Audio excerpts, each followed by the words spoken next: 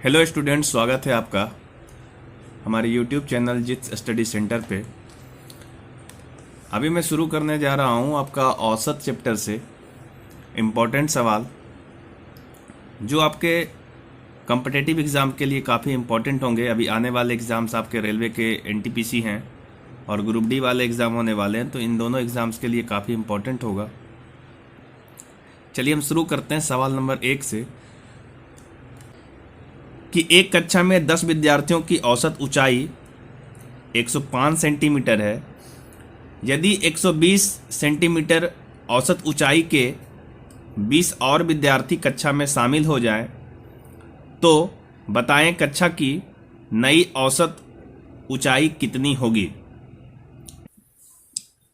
तो देखिए सवाल में जो दिया है एक बार उसे हम नोट कर दे रहे हैं। बोला है 10 विद्यार्थी हैं, इसकी औसत जो आपकी ऊंचाई है वो 105 का है, तो इसकी जो कुल ऊंचाई हो जाएगी वो 105 × 10 हो जाएगी।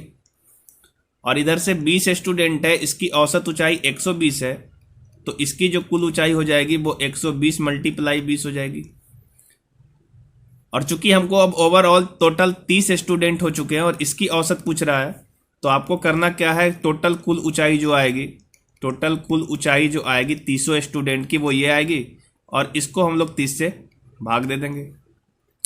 जब इसको हम कैंसिल आउट करेंगे तो ये वाला जीरो इस वाले जीरो से कैंसिल हो जाएगा और ये 3 से 105 को हम कैंसिल करेंगे तो ये आ जाएगा 3 तिहाई 9 और 5 तिहाई 15, इधर से 35 का प्लस, देखो ये वाला जीरो इससे कैंसिल हुआ था तो एक जीरो हम इससे भी कैंसिल कर सकते हैं, चूंकि नीचे में 30 दोनों तरफ भाग है।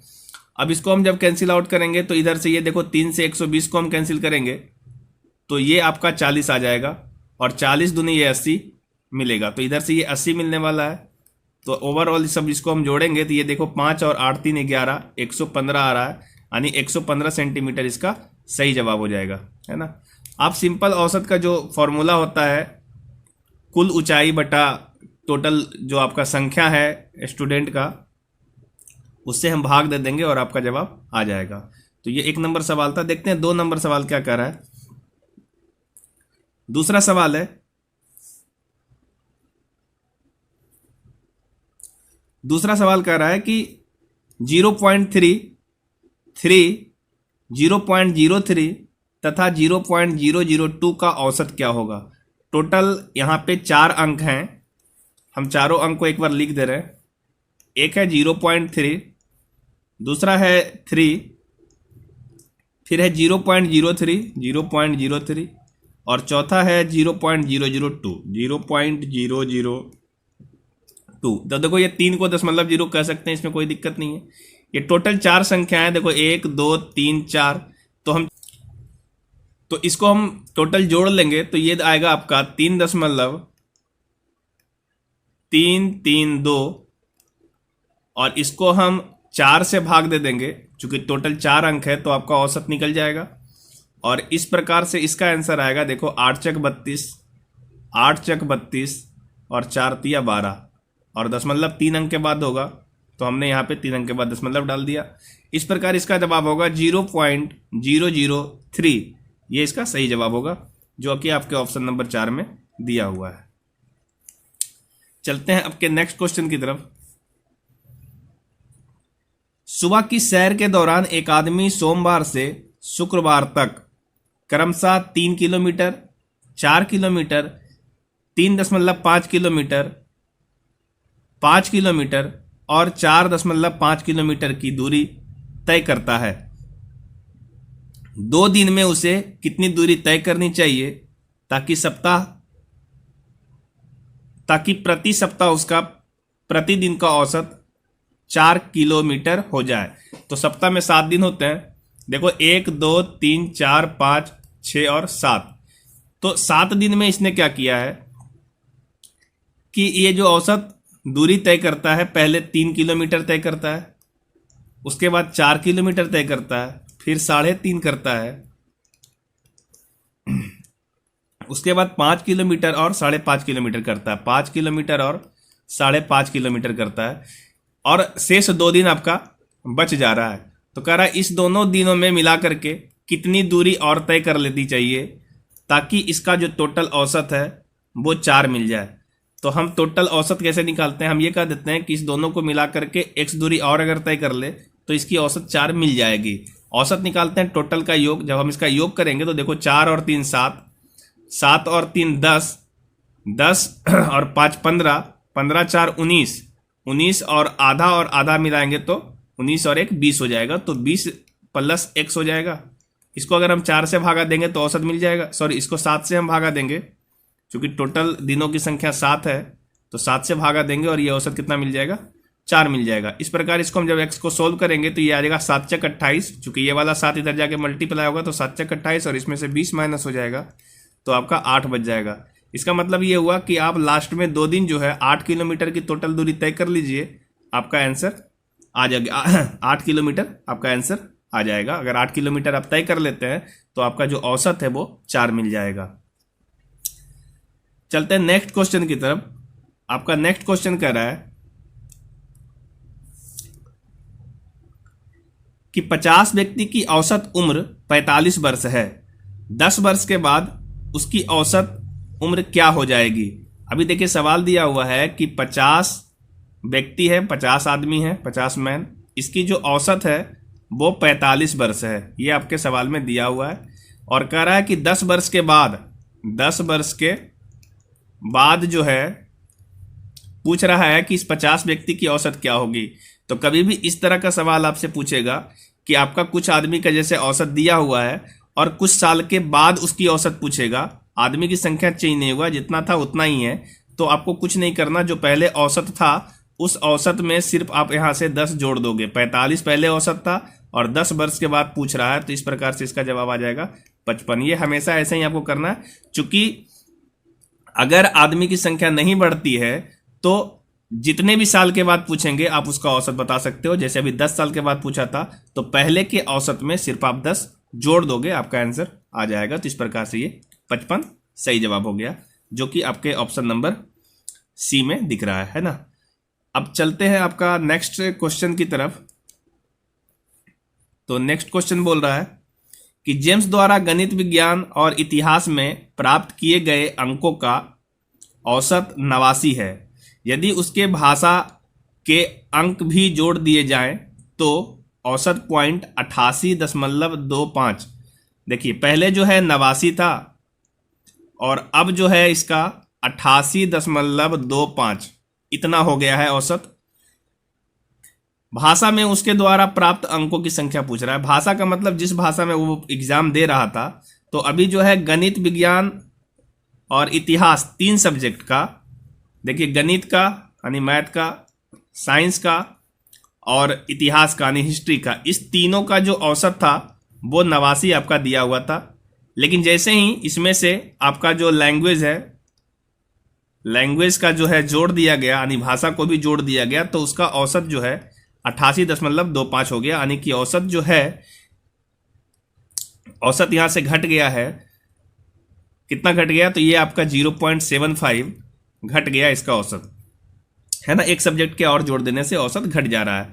तो हम लोग क्या करेंगे इस सवाल को बनाने के लिए कि पहले जितना औसत था वो औसत को लिखेंगे। जैसे पहले 89 औसत था, इस 89 में माइनस करेंगे, कितना का चेंज आया, तो चेंज आया है 0.75 का, इतना का चेंज हो गया। मल्टीप्लाई टोटल अब कितना सब्जेक्ट हो गया, तो टोटल सब्जेक्ट 4 हो गया, है ना। तो इस प्रकार से हम देख रहे हैं कि 89 में जब हम इस तरीके से इसको सोल्व कर रहे हैं तो ये आपका 0.75 को 4 से मल्टीप्लाई करेंगे तो ये तकरीबन आपका 3 आ जाएगा, ठीक है।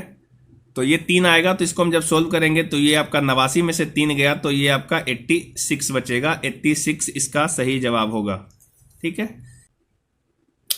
चलते हैं अब हम नेक्स्ट क्वेश्चन की तरफ। आपका नेक्स्ट क्वेश्चन कह रहा है, तो अगला सवाल ये कह रहा है कि किसी कक्षा में 18 लड़के के एक टेस्ट में प्राप्त अंकों का औसत 16 है और जबकि कक्षा में कुल 30 विद्यार्थियों की औसत जो है 18.1 है।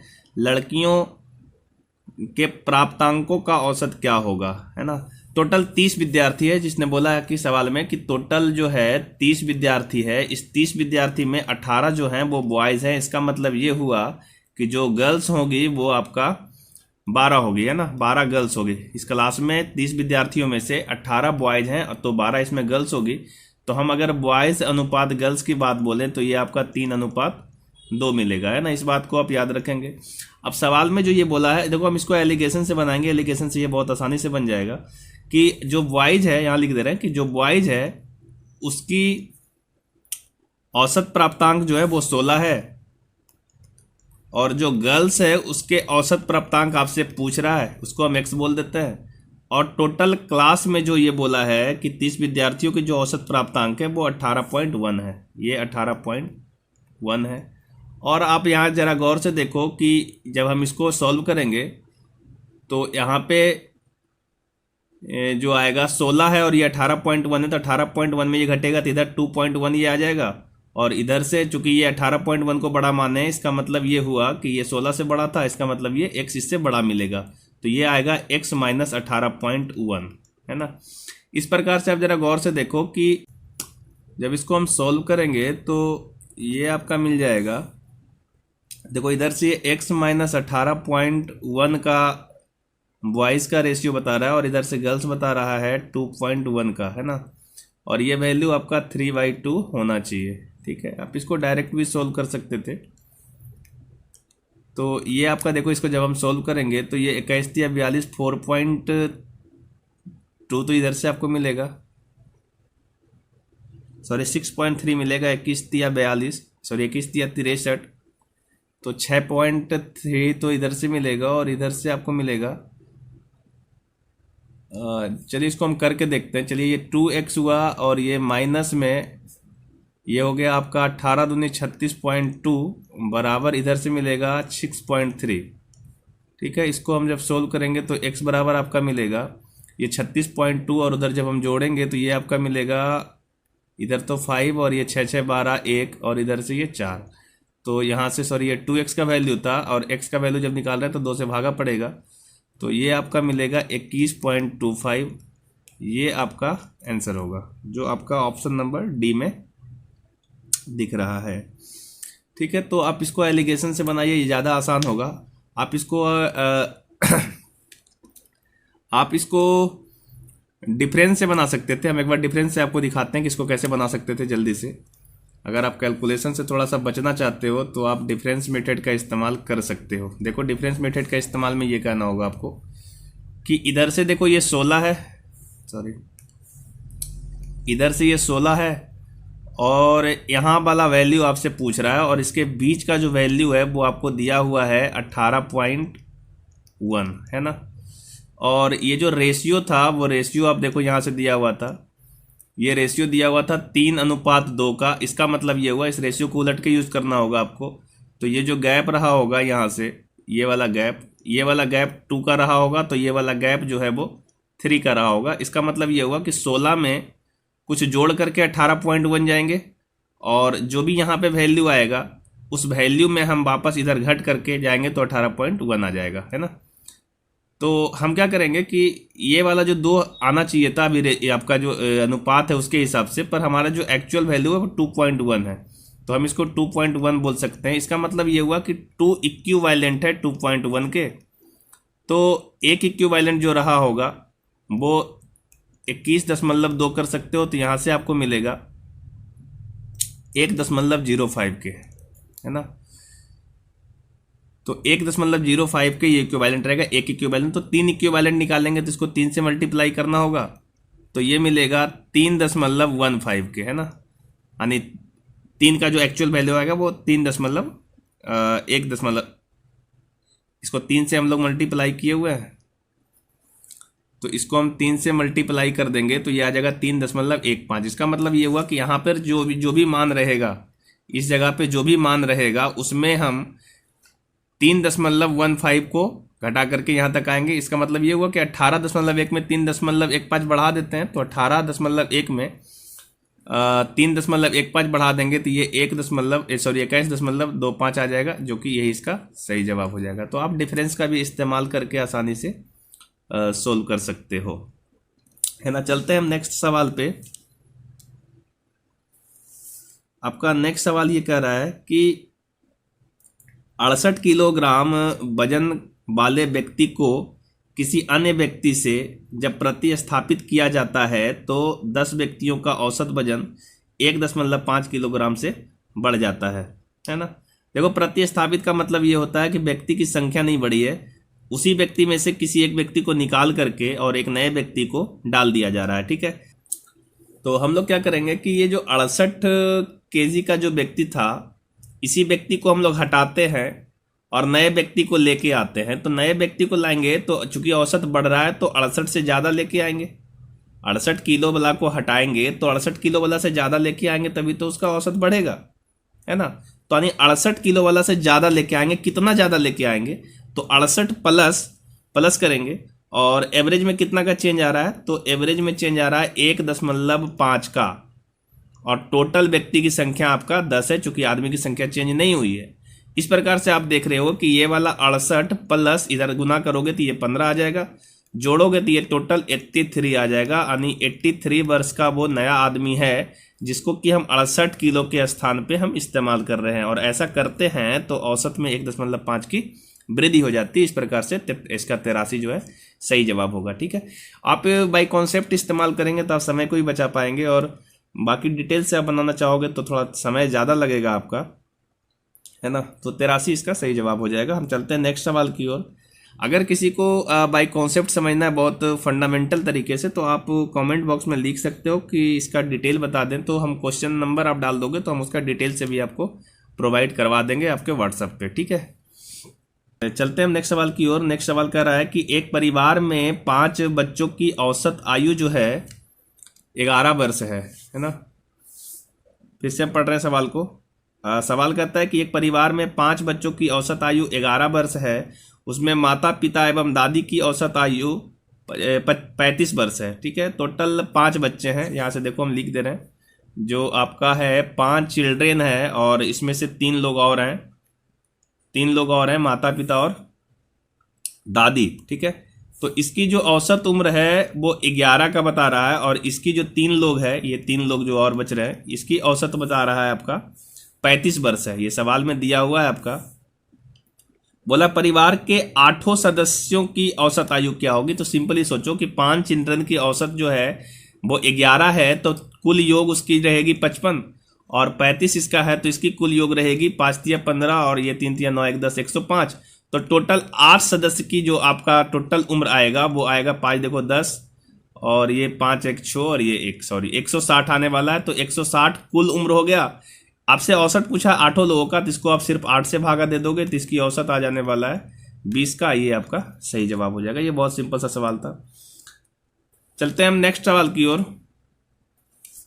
नेक्स्ट सवाल कह रहा है कि एक स्कूल में 600 छात्र पढ़ते हैं, जिसमें लड़कों की औसत आयु 12 वर्ष है एवं लड़कियों की औसत आयु 11 वर्ष है। यदि संपूर्ण स्कूल की औसत आयु 11 वर्ष और 9 महीने की है तो लड़कियों की संख्या कितनी होगी। देखिए, इसको एलिगेशन से आप बहुत आसानी से बना सकते हो। जिस प्रकार से बोला है कि बॉयज की औसत आयु दिया हुआ, तो यहाँ पे आप लिख दो कि बॉयज की औसत आयु कितनी है, 12 है, और गर्ल्स की औसत आयु अगर दे रखा है तो गर्ल्स की भी औसत आयु यहाँ पे लिख दो। सॉरी, यहाँ पे थोड़ा सा मिस हो गया। हाँ ठीक है, 12 है और ये 11। ठीक है, गर्ल्स की जो औसत आयु है वो 11 है, सही है। और इस पूरे क्लास की जो औसत आयु है वो भी दे रखा है। क्लास की औसत आयु जो है वो है 11 वर्ष और 9 महीने की। तो आप इसको थोड़ा वर्ष में कैलकुलेट करके रखो। तो ये देखो 11 वर्ष तो ठीक है, पर 9 महीने को 12 से भागा दे दोगे तो ये आपको मिलेगा 3/4, है ना। सॉरी, 3 से भागा देते हैं इसको, तो 3 तिया 9, और ये 3/4, यानी ये वैल्यू आया 11 3/4। इसका मतलब ये हुआ 11 चक 44, और 11 चक 44 और 3 47/4 वर्ष का, है ना। तो आप टोटल यहाँ पे वर्ष में रखोगे तो ये बोलोगे 47/4 वर्ष। इस प्रकार से जब आप इसको एलिगेशन लगाओगे तो एलिगेशन के हिसाब से जो रेशियो मिलेगा वो लड़के और लड़कियों की संख्या का रेशियो मिलेगा, है ना। चूंकि आपका कैलकुलेशन में दिया हुआ है लड़के की संख्या और लड़कियों की संख्या, तो अनुपात आपका संख्या में मिलेगा। ठीक है, तो यहाँ से हम इसको माइनस कर दे रहे हैं। तो देखो यहाँ से जब हम इसको माइनस करेंगे तो ये 11 में 47/4 में हम जब 11 को माइनस करेंगे, देखो यहाँ पे करके दिखा देते हैं थोड़ा सा। 47/4 में जब हम 11 को माइनस करेंगे तो ये मिलेगा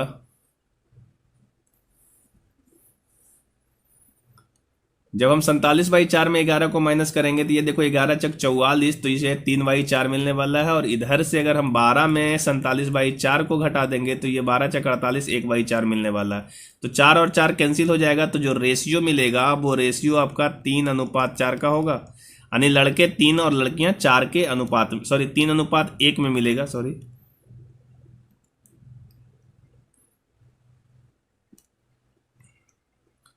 ये 3:1 में मिलेगा, यानी लड़के जो है वो 3 है और लड़कियां 1 है। इसी हिसाब से अगर हम देखें तो पूछा लड़कियों की संख्या कितनी होगी। देखो अभी क्लासरूम में 3 लड़के और 1 लड़कियां हुई तो टोटल क्लासरूम में 4 स्टूडेंट हुए, पर सवाल बोला है कि 4 नहीं है, टोटल 600 है ना। इसका मतलब ये हुआ कि एक इक्विवेलेंट जो रहा होगा वो 150 रहा होगा, है ना। तो आपसे पूछा गर्ल्स की संख्या कितनी होगी। गर्ल्स तो आप एक ही बता रहा था कि गर्ल्स 1 है, तो इसका मतलब एक इक्विवेलेंट 150 है। इसका मतलब इसका सही जवाब जो होगा वो 150 ही इसका सही जवाब हो जाएगा। लड़कियों की संख्या 150 होगी, जो आपके ऑप्शन नंबर ए में दिख रहा है वो सही जवाब है। ठीक है, चलते हैं हम नेक्स्ट सवाल की ओर। आपका नेक्स्ट सवाल कह रहा है कि 3 बजे प्रातः के समय तापमान 0 से 13 डिग्री नीचे था।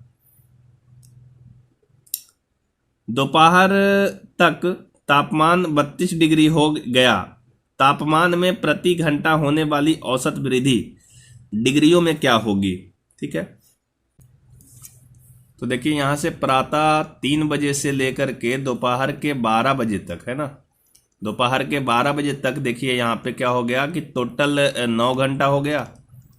और जो टेम्परेचर था वो टेम्परेचर पहले -13 था, चूंकि बोला है कि 0 से नीचे था तो -13 था, और उसके बाद बढ़कर के 32 डिग्री हो गया है। तो इस प्रकार से जो टोटल तापमान होगा वो टोटल तापमान आपका 19 का होगा, है ना। 19 डिग्री का तापमान होगा टोटल।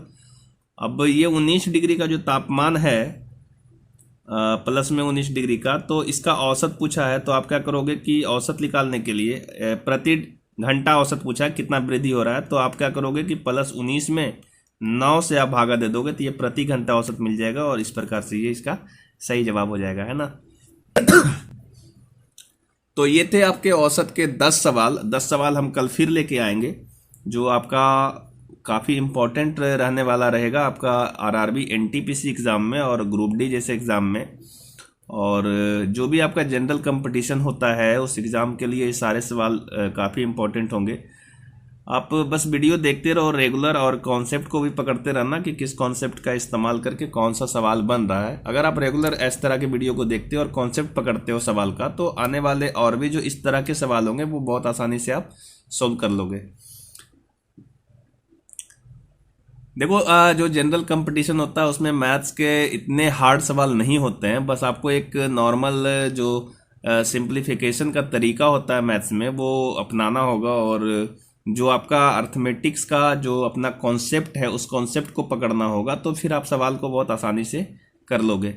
मैं आपको कतई राय नहीं दूंगा कि आप ट्रिक्स रटो और ट्रिक्स से बनाओ सारे सवाल को।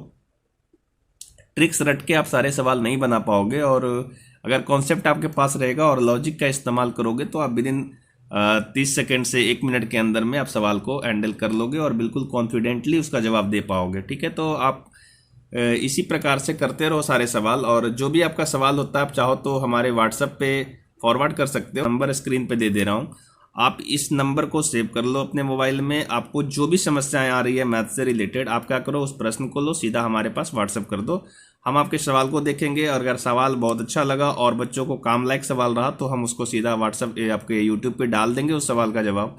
और यदि वो सवाल बहुत इंपॉर्टेंट नहीं है, सिर्फ आपको दिक्कत है, तो हम आपको व्हाट्सएप पे प्रोवाइड करा। Thank you so much video देखने के लिए। आप इस चैनल को चाहो तो सब्सक्राइब कर सकते हो, और अपने दोस्तों में इस चैनल को शेयर कर दो। चैनल सब्सक्राइब जरूर कर देना। Thank you.